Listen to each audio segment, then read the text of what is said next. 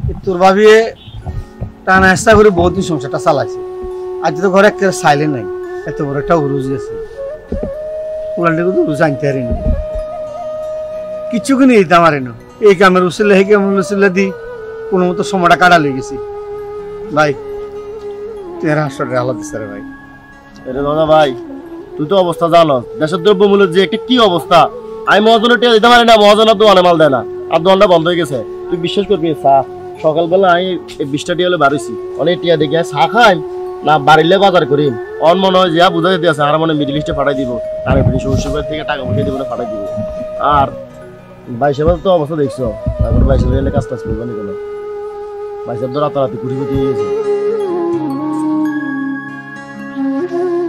এই রাখো, বসো না। ভাই সাহেব ভালো আছেন? তোমাদের ভাই সাহেব মরে গেছে। আমার নাম হানিফ খান, ভাবতেছি খান কাইটা সদরি লাগামু। ভাই সাহেব ভুলে গেছে স্যার, ওই আমরা আইছিলাম একটা চাকরি দিতেন, তো যে অবস্থা বাজারও কাজ কাম নাই, আরো দোকানটা বন্ধ হয়ে গেছে।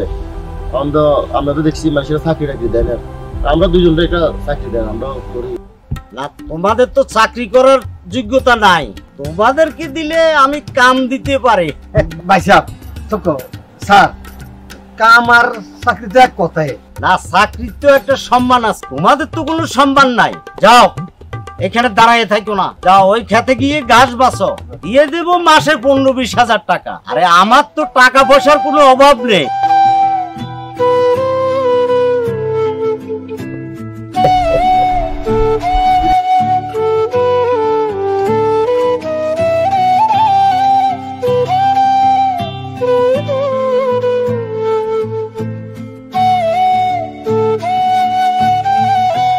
এই ভালো মতো কাম কর।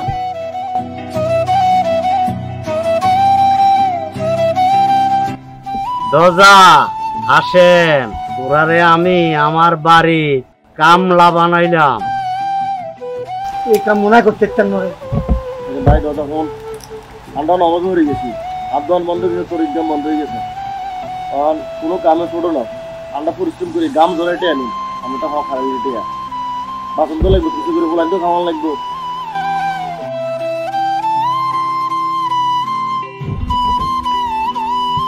আরে দাদা ভাই, আপনি কি কাম করেন?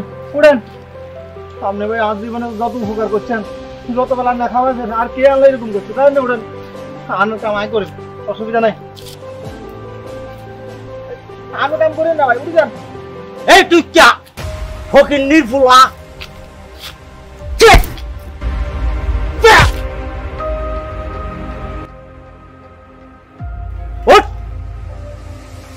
তুই কি কামের লোক রে?